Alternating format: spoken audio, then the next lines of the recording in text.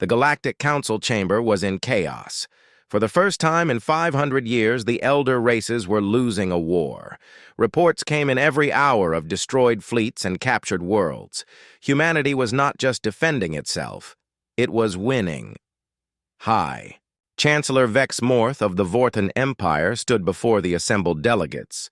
His usually proud bearing was gone, replaced by barely controlled panic.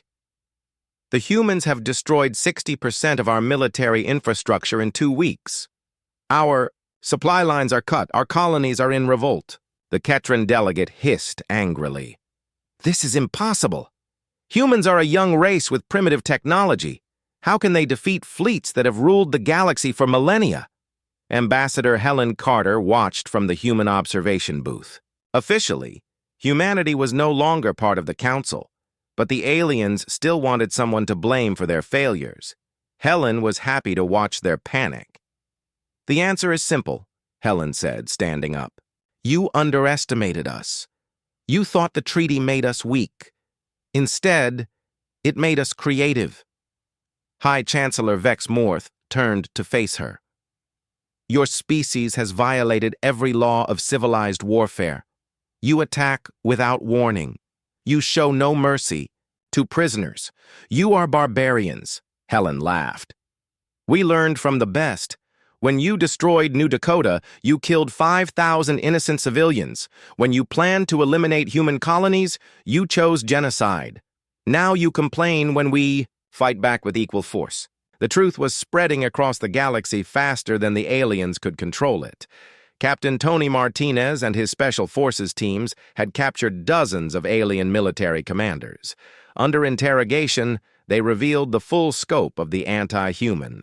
Conspiracy Martinez stood in the interrogation room aboard the UES Justice, facing captured Vorthan Admiral Kolvesh. The alien had commanded the fleet that destroyed 3 human colonies. Now he sat in chains, his proud uniform torn and dirty. You will get nothing from me, human, Kolvesh snarled. The Vorthan Empire does not negotiate with primitives. Martinez smiled coldly. Admiral, you're confused. We're not negotiating. We're collecting evidence for your war crimes trial. He activated a holographic display showing the destruction of New Dakota. We have recordings of your communications. We have testimonies from survivors. We have proof that you deliberately targeted civilian shelters. Kolvesh's confidence began to crack. Those colonies were military threats. They had to be eliminated for galactic security. Really? Martinez brought up another display. This shows the New Dakota colony's military assets. 1 small defense station with weapons that couldn't harm a mosquito. 5,000 farmers and their families. What security threat did they pose? The alien admiral said nothing. Here's what's going to happen, Martinez continued. You're going to tell us about every planned attack on human colonies. You're going to give us the names of every officer involved. And you're going to provide evidence of the Council's involvement in this conspiracy. And if I refuse? Martinez leaned forward. Then you'll spend the rest of your very long life in a human prison cell. Alone. With nothing but recordings of the human children your weapons killed playing on repeat. Kolvesh broke within an hour. Meanwhile, Commander Beth Taylor was conducting a different kind of warfare from her cyber command center on Luna. Her target was not alien ships or planets, but something far more valuable, information. We're in, reported Lieutenant Scott Green from his computer station. I have access to the Galactic Banking Consortium's main database. Beth smiled. The aliens had made their biggest mistake when they tried to hurt humanity economically. Human. Computer specialists had been working with alien systems for centuries. They knew every backdoor and vulnerability. Download everything, Beth ordered. Financial records, trade agreements, communication logs. I want to see exactly how they've been cheating us. The data that flowed into human computers was devastating. For 300 years, the aliens had been manipulating human trade to keep Earth poor and dependent. They had charged humans triple rates for shipping. They had blocked human access to advanced technology. They had even sabotaged human mining operations to keep them from becoming self-sufficient. But Beth didn't just steal the information. She redistributed it. Within hours, every species in the galaxy could see exactly how the elder races had been, exploiting them. The Crystalline Collective discovered they had been overcharged for energy by 400%. The Aquiland Federation learned their trade routes had been deliberately sabotaged. "Ma'am," Lieutenant Green called out excitedly, "you need to see this. I found records of secret payments to mercenary fleets. The Council has been funding pirate attacks on human ships for 50 years. Beth read the files with growing anger. Every human ship lost to random pirate attacks had actually been murdered by Council-funded killers. Thousands of innocent people had died to keep humanity weak. "Upload all of it to the Galactic Communication Network," Beth ordered. "Let every species see what their noble leaders have really been doing." The information warfare was as effective as the military campaign. Across the galaxy, younger species began questioning their loyalty to the elder races. If the Council would lie about humans, what other lies had they told? Dr. Lisa Park stood in her laboratory deep beneath the Pacific Ocean, putting the finishing touches on humanity's ultimate weapon. Around her, the best scientists from a dozen species worked together on Project Genesis. "The terraforming matrix is stable," reported Dr. Alan Webb, a human physicist. "We can transform a dead world into a garden planet in 20 years instead of 2 centuries. Standing next to him was scientist Vel Kara, an Aquilan who had defected to the human side after seeing the evidence of Council crimes. "The atmospheric processors are beyond anything my people thought possible. How did you develop this technology so quickly?" Dr. Park smiled. "Necessity. When the treaty limited our colony worlds, we had to make each one count. We learned to turn rocks into paradises. But Project Genesis had a dark side. The same technology that could create life could also destroy it. In the wrong hands, it could strip the atmosphere from any planet in the galaxy." "Doctor," called out Lieutenant Beth Kim from the communications station, "Admiral Jackson wants to know if the weapon is ready for demonstration." Dr. Park looked at the device that could reshape the galaxy. It was no bigger than a briefcase, but it held the power to create or destroy entire worlds. "Tell the Admiral we're ready. But remind him that once we show this to the aliens, there's no going back. Fear will replace respect." "Ma'am, with respect, they already fear us. Now we need them to fear us enough to stop fighting." Dr. Park nodded and authorized the demonstration. 3 hours later, the human fleet arrived at Baron 7, a dead world in neutral space. Every major alien government had sensors watching. They wanted to see what humanity's ultimate weapon could do. The UES Prometheus, one of humanity's newest ships, launched a single small probe toward the planet. The probe looked harmless, no bigger than a shuttle. Alien military analysts were probably wondering if this was some kind of joke. The probe entered the planet's atmosphere and activated. For 60 seconds, nothing seemed to happen. Then the planet's surface began to change. Rocky ground turned green as plant life spread across. Continents. Clouds formed in the sky as water vapor filled the atmosphere. In 10 minutes, a dead rock became a living world. The demonstration was broadcast across the galaxy. Every alien leader saw technology that made their greatest achievements look like children's toys. If humans could bring life to dead worlds, they could take life from living ones. President Karen White stood before the cameras in the Oval Office, preparing to address the galaxy for the second time in 2 weeks. Her first speech had declared war. This speech would offer peace, but only on human terms.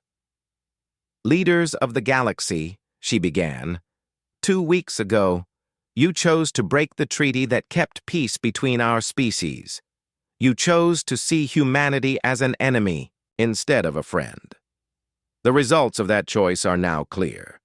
Images appeared showing the destruction of alien fleets and the capture of alien worlds. Human forces controlled 12 star systems that had belonged to the Vorthan Empire just days before. But we did not start this war to conquer territory or destroy civilizations. We started it to ensure that no species will ever again threaten human families. We have proven our point. Now we offer you a choice. Karen's voice became harder.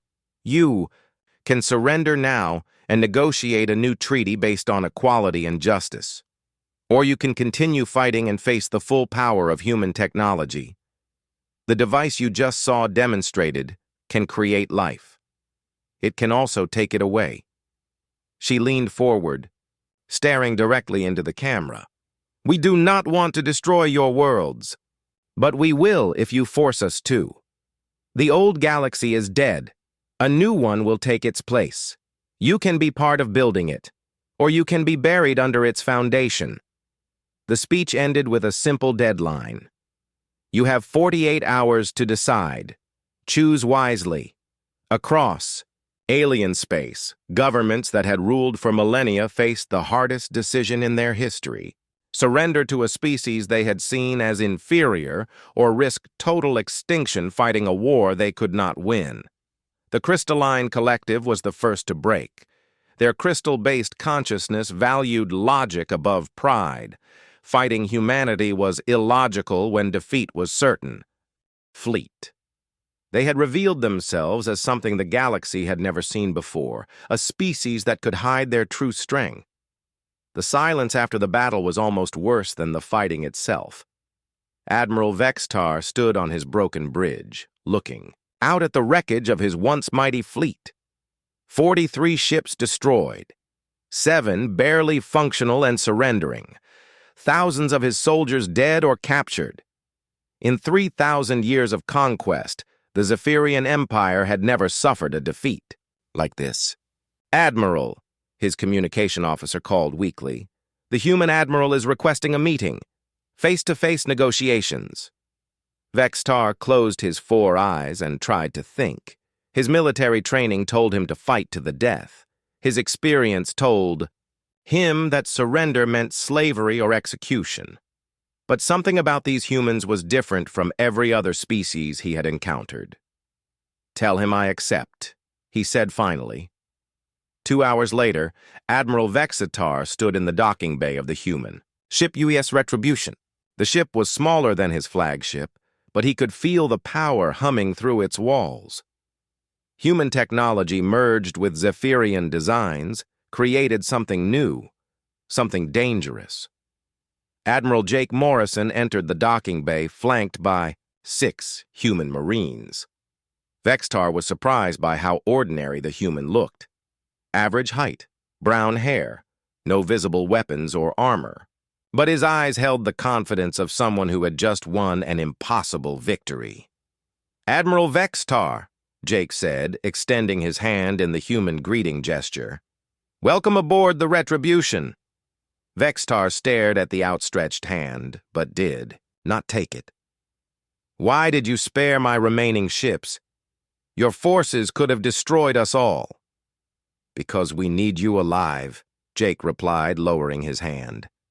We need you to deliver a message to your empire. They walked through the ship's corridors, toward the conference room. Vextar noticed the crew members they passed, humans of different ages and backgrounds, all working together with practiced efficiency. Many wore patches on their uniforms, showing the flags of different Earth nations, yet they functioned as a single unit. How did you unite your species so quickly? Vextar asked. Most worlds take decades to overcome their tribal divisions. We had a common enemy, Jake answered simply. Nothing unites humans faster than someone threatening our home. The conference room contained a large table surrounded by chairs. Maps of the local star systems covered the walls. At the head of the table sat a human woman with gray hair and sharp eyes. Admiral Vextar, this is Director Susan Clark, head of Earth's Intelligence Services, Jake said. She has some information you need to hear. Director Clark activated a holographic display in the center of the table. It showed a 3-dimensional map of the Zephyrian Empire. Hundreds of star systems connected by trade routes and communication, Lines. For 5 years, we have been studying your empire through the data cores of your lost scout ship, she began. We know about the 47 worlds you have conquered. We know about the slave camps. We know about the resource extraction operations. Vextar felt his stomach turn cold. If the humans had that information, they knew everything. Every weakness. Every secret. Every world that might rebel if given the chance. We also know about the other empires, Director Clark continued. The hegemony, the collective, the assembly. Your empire is not the only power in this galaxy. The holographic display expanded to show neighboring territories. Other alien civilizations, some friendly to the Zephyrians, others neutral or hostile. Vextar had not expected the humans to understand galactic politics so quickly. What do you want from me? He asked. Jake leaned forward across the table. We want you to go back to your homeworld. We want you to tell your leaders exactly what happened here. We want them to know that the age of easy conquest is over. They will not believe me. No one defeats the Imperial fleet. Then show them this. Director Clark touched a control on the table. The holographic display changed to show the battle that had just ended. From multiple angles, they watched human ships tear apart Zephyrian vessels. They saw orbital platforms revealing themselves and opening fire. They saw the moon itself become a weapon. Your military analysts will confirm that this footage is real, Jake said. They will want to know how we acquired Zephyrian technology. They will want to know how we improved it. Most importantly, they will want to know if we can do it again. Vextar studied the humans across the table from him. Their confidence was not arrogance. It was the certainty of people who had planned for every possibility. What if the Empire decides to send a larger fleet?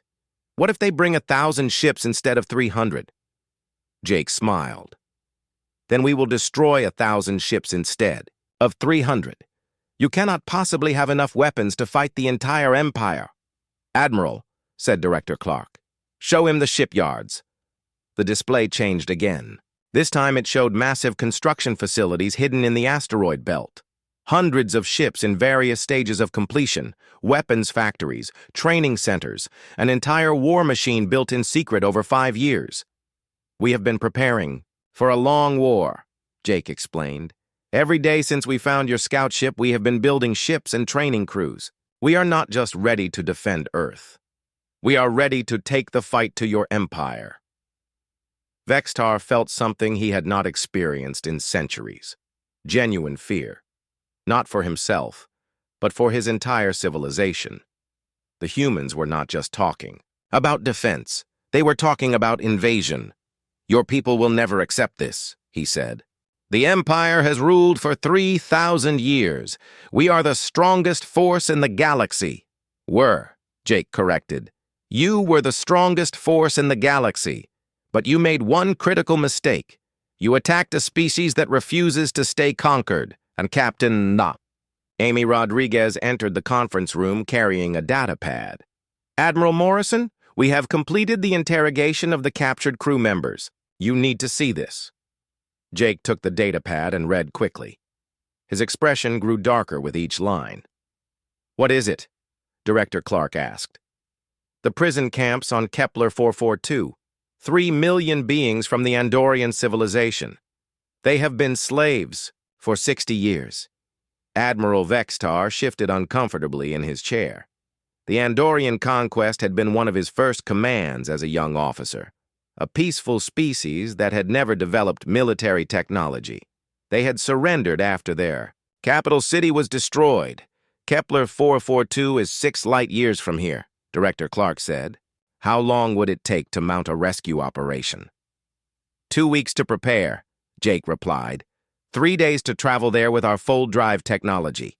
1 day to eliminate the orbital defenses and free the prisoners. No, Vextar said quickly. You cannot attack Kepler 442. It is heavily defended. The system has 3 battle stations and a patrol fleet of 50 ships. Jake looked at him with cold eyes. Admiral, you just lost 300 ships to a force you thought was primitive. Do you really think 50 ships and 3 battle stations will stop us. The truth was that Vextar did not know. Everything he thought he understood about military power had been shattered in the past few hours. If humans could hide an entire fleet in an asteroid belt, what else were they capable of? "You said you wanted me to deliver a message," he said. "What message?" Jake stood up and walked to the star map on the wall. He pointed to the Zephyrian home system.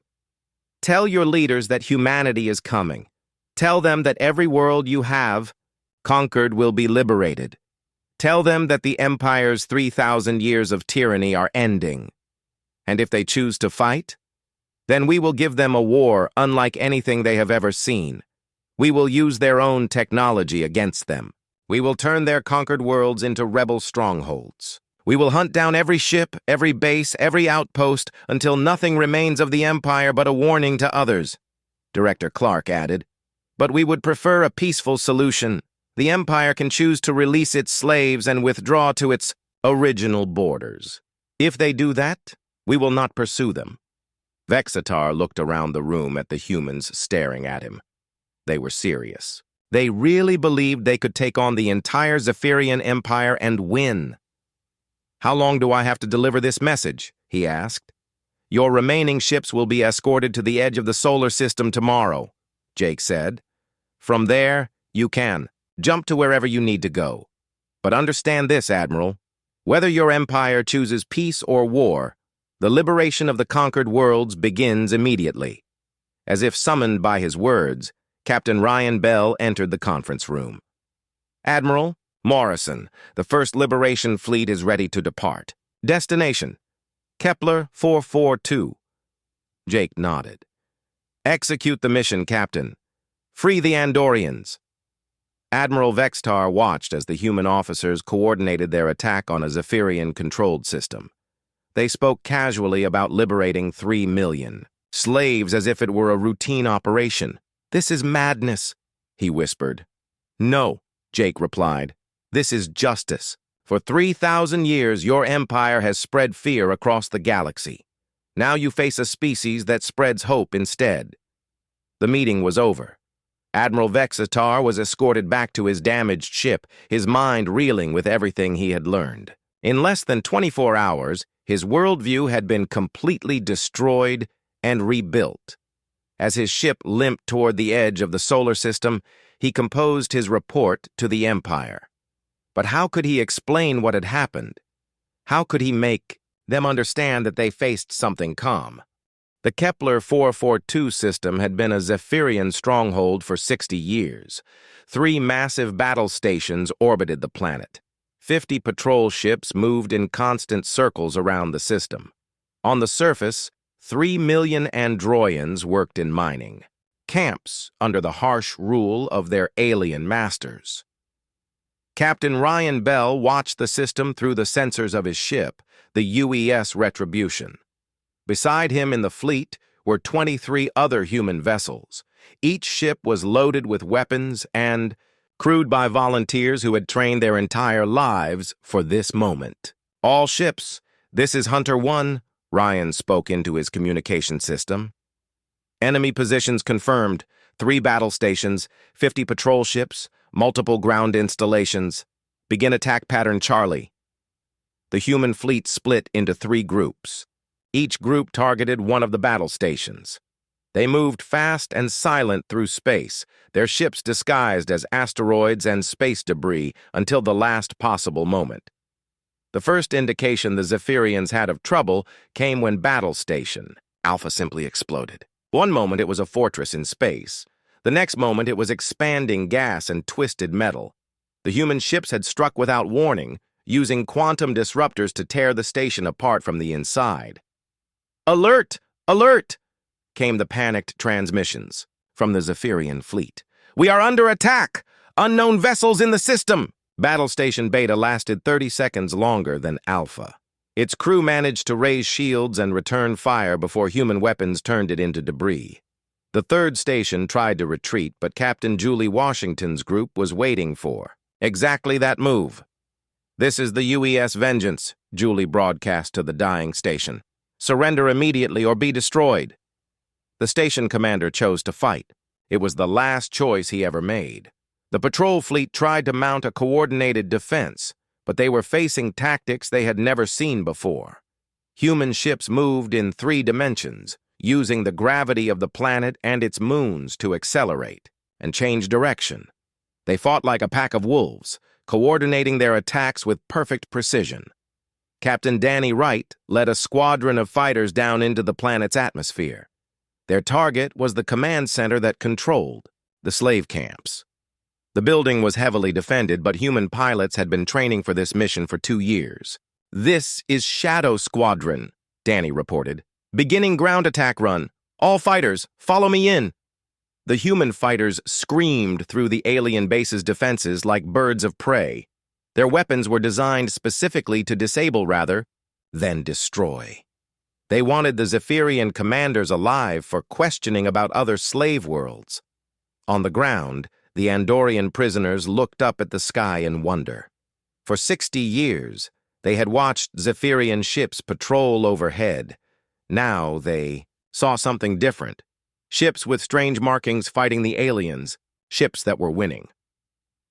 Major Kate Lewis piloted her fighter through the main gate of the largest prison camp. Her quantum disruptors cut through the security barriers like they were made of paper. Behind her, human ground troops repelled from transport ships. "This is Phoenix," she called to the prisoners below. "We are humans from Earth. We are here to free you. Stay down and let us handle the guards." The battle for the prison camps was short and brutal. The Zephyrian guards were equipped for controlling unarmed prisoners, not fighting trained soldiers. Within an hour, all 12 camps were secured and their prisoners were free. Dr. Sarah Martinez worked frantically in the main communication center, trying to contact other resistance groups throughout the Empire. The Human Intelligence Services had been broadcasting on hidden frequencies for months, spreading word that help was coming. "This is Liberation Command," she transmitted on all channels. "The human fleet has freed Kepler 442. All resistance groups prepare for general uprising. Help is on the way." The responses came from dozens of star systems. Enslaved populations that had been waiting for this moment. Underground resistance movements that had been planning for years. Conquered worlds that had never forgotten their freedom. Admiral Jake Morrison stood on the bridge of his flagship, watching the tactical display as reports came in from across the galaxy. The liberation of Kepler 442 was just the beginning. Human fleets were already en route to 6 other slave worlds. "Admiral," called his communication officer, "we are receiving a transmission from the Zephyrian home system. It is Admiral Vextar." Jake nodded. "Put him through." Vextar's image appeared on the main screen. The alien admiral looked tired and defeated. Behind him, Jake could see what appeared to be the Zephyrian High Command. "Admiral Morrison," Vextar said formally, "I have delivered your message to the Imperial Council. They have asked me to negotiate terms." "The terms are simple," Jake replied. "Release all slaves, withdraw to your original borders, pay reparations to the worlds you have conquered. Accept oversight from a galactic peacekeeping force." The Council finds these terms unacceptable. They are prepared to offer a compromise. "We will release half the slave populations in exchange for an end to hostilities." Jake looked around his bridge at his crew. Every face showed the same expression: disgust. After 3,000 years of tyranny, the Empire wanted to negotiate keeping half their slaves. "Admiral Vextar, relay this message to your council. There will be no compromise. There will be no negotiation. Every slave will be freed. Every conquered world will be liberated. The Empire will fall." "You cannot fight the entire Empire. We have 10,000 ships. We have controlled this galaxy for 3 millennia. You had 10,000 ships," Jake corrected. "According to our latest intelligence reports, you now have 9,700 ships, and that number is dropping every day." It was true. Human strike forces were hitting Zephyrian installations throughout the Empire. Supply convoys were being destroyed. Communication networks were being disrupted. Slave worlds were rising in rebellion faster than the Empire could respond. "The Council has authorized me to offer you a final deal," Vextar said desperately. Complete withdrawal from human space, non-aggression pact, trade agreements. In exchange, you leave the Empire alone. Jake smiled coldly. Admiral, you still do not understand. This is not about territory. This is not about trade. This is about justice. Your empire has committed crimes against entire civilizations. Those crimes must be answered. Director Susan Clark stepped forward. Admiral Vextar, we have evidence of genocide on 14 worlds, mass slavery affecting over 2 billion beings, ecological destruction on 37 planets. The Empire will face trial for these crimes. And if we refuse? Then we will continue the liberation until every slave is free and every war criminal is captured, Jake said. Your choice is simple. Surrender now and face justice, or be destroyed, completely. The transmission ended. Admiral Vextar's image faded from the screen, leaving Jake alone with his thoughts. Captain Amy Rodriguez approached with a data pad. Admiral, we have reports from the 2nd and 3rd Liberation Fleets. Proxima Centauri is free. The Tau Ceti system is secure. Total casualties, minimal. Jake nodded. Human forces were liberating star systems faster than the Empire could reinforce them. But the real victory was not military. It was psychological. For 3,000 years, the conquered peoples of the galaxy had believed resistance was hopeless. The Empire was too strong, too vast, too well established. No one could challenge them successfully. Now hope was spreading like wildfire through the Empire. Slave worlds were rising in revolt. Conquered species were remembering their freedom. The impossible was happening before their eyes. Sir, called the sensor officer, we are detecting massive fleet movements throughout Zephyrian space. It looks like they are pulling ships back from the outer colonies to defend the core systems. Good, Jake said. Let them retreat. Every system they abandon is another world we can liberate without a fight.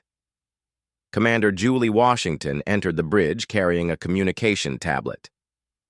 Admiral, we are receiving surrender requests from 17 Zephyrian governors.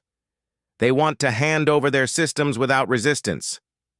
Jake felt a moment of satisfaction. The Empire was not just losing militarily.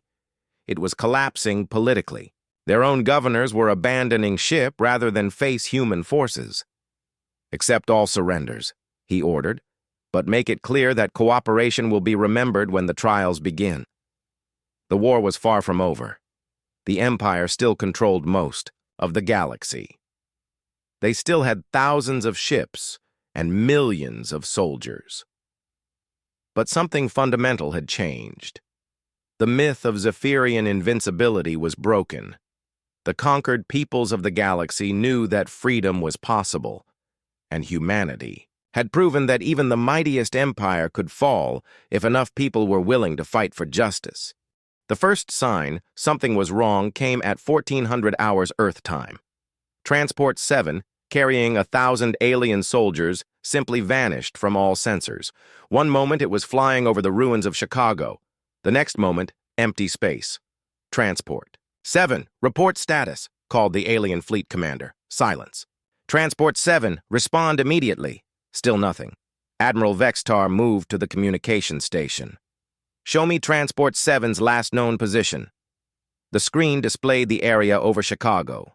Empty sky. No debris, no energy signatures, no trace that a ship had ever been there. Impossible, said Commander Zelth. Ships do not just disappear. But Transport 7 was not the only one. Transport 12 vanished 30 seconds later over the ruins of Detroit. Then Transport 23 over Miami. One by one, the alien landing craft were being erased from existence in hidden bunkers. Beneath Chicago, Captain Roy Mitchell watched his tactical display with satisfaction. The railgun installation was working perfectly.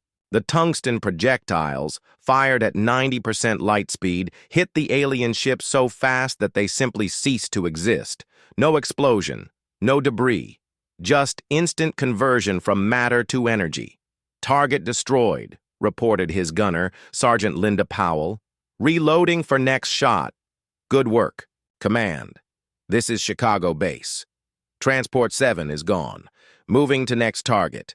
Similar reports came from underground installations around the world. Detroit base confirmed Transport 12 destroyed. Miami base reported Transport 23 eliminated. The alien landing force was being picked off piece by piece, but the real surprise was yet to come. Admiral Vexistar ordered an emergency scan of Earth's surface. Find those weapons! Find them now! The alien sensors probed deep into the planet. They detected the underground bunkers. They found the hidden installations. But what they discovered made no sense. "Admiral," reported the sensor officer, his voice shaking. "The humans are using our own technology. These are Zephyrian quantum railguns, Zephyrian fusion reactors, Zephyrian targeting systems. That is impossible. No primitive species can understand our technology." "Sir, there is more. I am detecting massive energy buildups throughout their solar system. These readings match our stellar manipulation technology." Admiral Vextar felt something he had not experienced in 300 years of conquest. Fear. A cold, crawling sensation that started in his stomach and spread through his entire body. "Show me everything," he ordered. The main screen filled with tactical data. Red warning symbols appeared throughout Earth's solar system. On the Moon, among the asteroid belt, orbiting Jupiter and Saturn. Everywhere the aliens looked, they found human installations using Zephyrian technology. "How is this possible?" whispered Commander Zelth. Their answer came from Earth itself. Dr. Sarah Martinez's voice filled the alien bridge, broadcast on all frequencies. "Greetings, Admiral Vextar. My name is Dr. Sarah Martinez, head of the Prometheus Research Project. 5 years ago, you lost a scout ship in our outer solar system. We found it. We studied it. We learned from it." The Admiral's 4 eyes widened in shock. The scout ship. He remembered now. Ship designation 47 Alpha had gone missing during a routine survey mission. They had assumed it was destroyed by a solar flare or asteroid impact. "You have been teaching us your technology for 5 years," Sarah continued. "Your computers, your weapons, your power systems.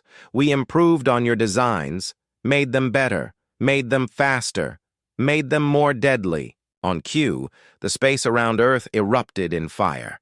600 orbital platforms revealed themselves simultaneously. What had appeared to be space debris and old satellites suddenly blazed with the light of miniature stars. Each platform was armed, with weapons based on Zephyrian technology but improved by human engineering. Captain Danny Wright, commanding the Lunar Defense Network, spoke into his communication system. "All units, this is Luna Command. Execute Order 66. Light them up." The surface of the Moon transformed into a weapon. Mass drivers hurled tungsten rounds at relativistic speeds. Missile batteries launched nuclear-tipped projectiles, laser arrays, focused stellar energy into beams that could cut through any armor. But the most shocking revelation came from Earth's asteroid belt. What the aliens had thought were normal space rocks suddenly came alive. Engines ignited. Weapons powered up. 47 human warships decloaked simultaneously. These were not primitive chemical rockets. These were vessels built using reverse-engineered Zephyrian technology. They had quantum fold drives. They had stellar manipulation cores. They had weapons that could crack planets. Captain Ryan Bell commanded the lead ship, the UES Retribution. He had been waiting in the asteroid belt for 2 years, his ship disguised as a piece of floating rock. Now it was time to hunt. "This is Hunter Squadron," he broadcast to the human fleet. "All ships, attack pattern Delta. Show these aliens what humans can do." The Retribution accelerated to combat speed. Its engines left a trail of twisted space-time in its wake.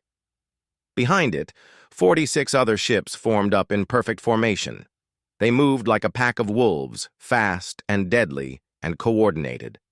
Admiral Vextar watched in horror as his perfect formation was torn apart.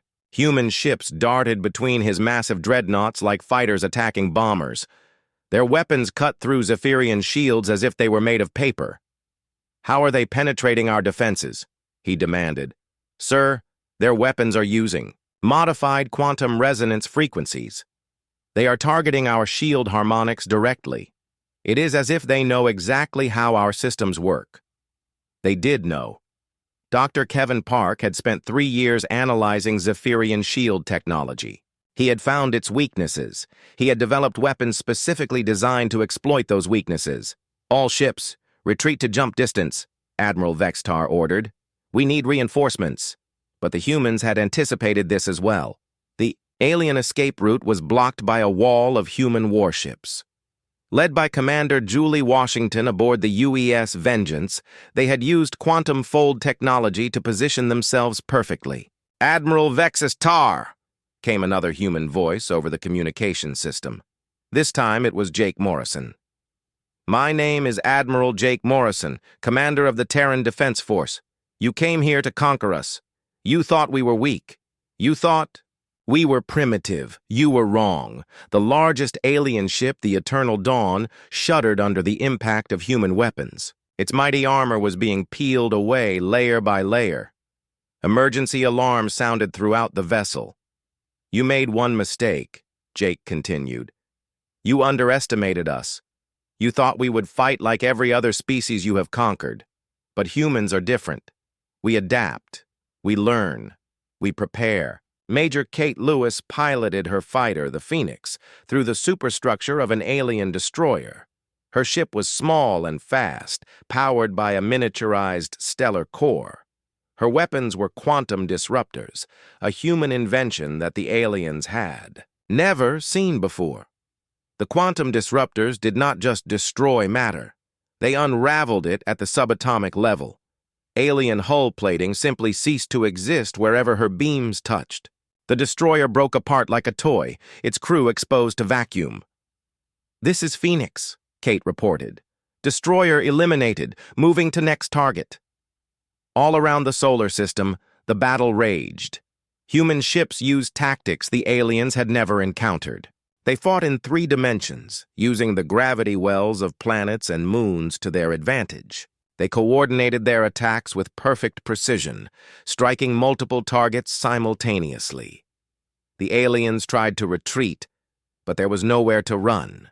Human ships surrounded them on all sides. The orbital platforms continued their bombardment. The lunar installations kept firing. Earth itself had become a fortress bristling with weapons. Admiral Vextar's flagship was dying. Half his crew was dead.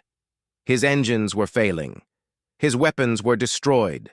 Around him, the pride of the Zephyrian fleet was being systematically eliminated. "Sir," called his communication officer, "I am receiving surrender requests from 17 ships. They are asking permission to surrender to the humans." Surrender. The word tasted like poison in the Admiral's mouth. No Zephyrian fleet had ever surrendered. They fought to the death, or they achieved victory. There was no middle ground. But as he watched another of his dreadnoughts explode under human fire, Admiral Vextar realized that death was the only alternative. The humans had trapped them perfectly. They had used the Empire's own arrogance against them. "Open a channel to the human admiral," he said quietly. Jake Morrison's face appeared on the main screen. He was human, but his eyes held the coldness of a predator who had cornered his prey. "Admiral Vextar," Jake said, "I am prepared to accept your surrender. But first, you need to understand something. Your empire has been burning the skies of innocent worlds for 3,000 years. Today, we turn those fires back on you." The Admiral looked around his ruined bridge. His officers were staring at him, waiting for orders. But what orders could he give? They were beaten, completely and utterly defeated by a species they had thought was primitive. "What do you want?" he asked.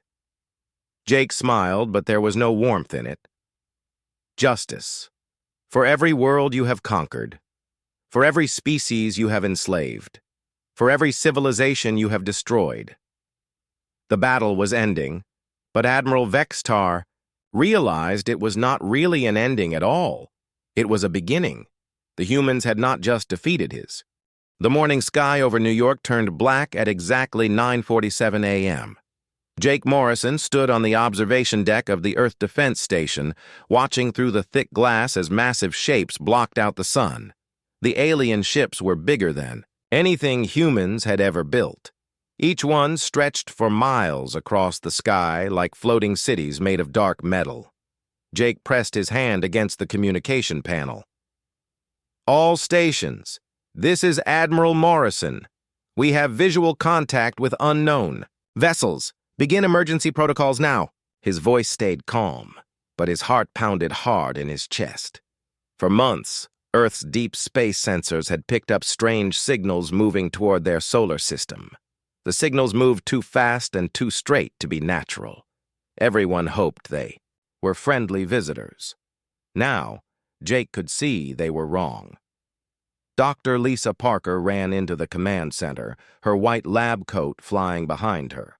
She had been working for weeks to decode the alien transmissions. Her face was pale and her hands shook as she handed Jake a data pad. "Admiral, you need to see this," Lisa said. "I finally broke their language code, the message they sent 3 days ago. It's not good." Jake looked at the screen. The words made his blood turn cold. The aliens called themselves the Hegemony. They had sent a simple message to Earth. "Primitive species detected. Prepare for classification and work assignment. Resistance will result in population reduction." "Work assignment?" Jake asked. Lisa nodded. "They think we're animals, sir. They want to use us as slaves."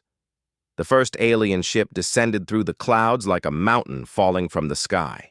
It was so big that its shadow covered half of Manhattan. Jake could see smaller ships breaking away from the main vessel, moving toward major cities around the world. Captain Ryan Bell's voice crackled through the radio from his patrol ship. "Admiral, they're ignoring all our communication attempts. I'm seeing weapon systems charging on the lead vessel." Jake made the hardest decision of his life. "All units, weapons free. Defend Earth." The battle began with Earth's defense fleet, launching everything they had. Missiles streaked through the atmosphere toward the alien ships. For a moment, Jake felt hope as he watched the weapons approach their targets. Then the alien shields lit up. Every missile exploded harmlessly against barriers of blue energy.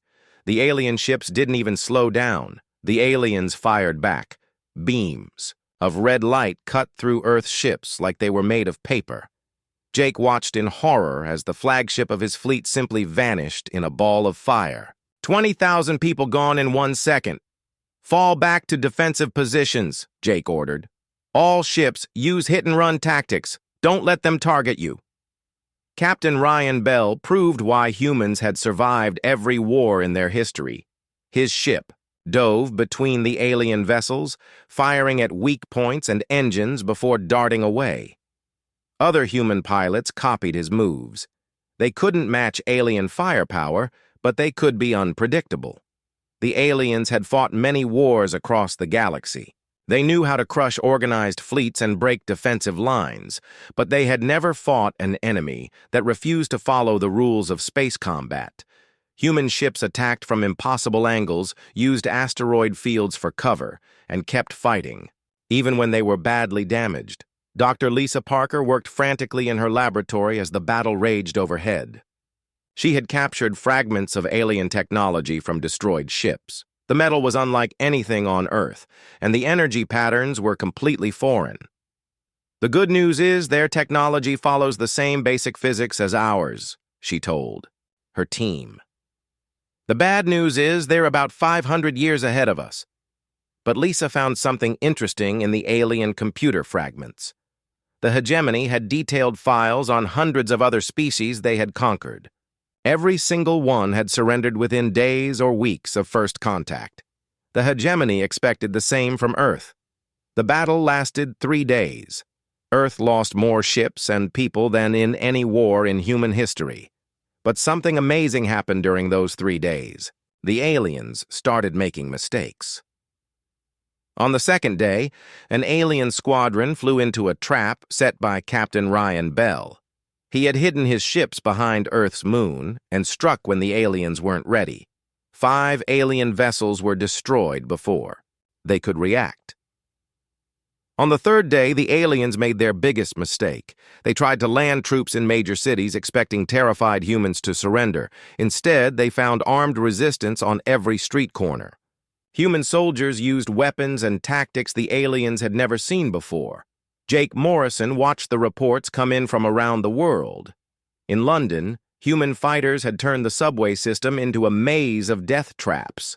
In Tokyo, they used the city's own infrastructure against the invaders. In Moscow, civilians joined soldiers in building barricades and fighting house to house. The aliens had superior technology, but they had never faced an enemy like humans before. Every other species in the galaxy had been peaceful when the hegemony found them. Humans had been fighting wars for thousands of years and were very good at it. By the end of the third day, the alien commander made a decision that would change everything. Instead of continuing the costly battle, he ordered his forces to establish occupation zones around major cities. The hegemony would rule Earth, but they would need time to break human resistance. Jake Morrison stood in the ruins of his command center, looking at the reports. Earth had lost 60% of its defense fleet, but they had done something no other species had ever managed. They had hurt the hegemony. They had made the aliens bleed. Dr. Lisa Parker found Jake as the sun set on the third day. Her clothes were dirty and her eyes were tired, but she smiled. "Admiral, I've been studying the alien technology we captured. I think I know why they had so much trouble with us." "Tell me," Jake said. "They've been conquering peaceful species for thousands of years. Their tactics work against civilizations that want to avoid violence. But humans don't think like that. When someone attacks us, we attack back. When someone tries to enslave us, we fight until we die or win." Jake looked out at the alien ships hovering over Earth's cities. "So what happens now?" Lisa's smile grew wider. "Now we show them what humans do when someone tries to make us slaves. We make them regret it." The first day of occupation began with the aliens setting up control centers in every major city. They expected broken, defeated humans to report for work assignments. Instead, they found empty streets and abandoned buildings. Humanity had learned something important in those 3 days of fighting. The aliens were not gods. They could be hurt, and they could be killed. More importantly, they were not prepared for the kind of war humans were about to bring them. Deep underground in hidden bunkers, human leaders planned their resistance. They had weapons, they had will, and they had something the aliens couldn't understand. They had the absolute refusal to bow down to anyone. The hegemony thought they had conquered Earth. They had no idea the real war was just beginning.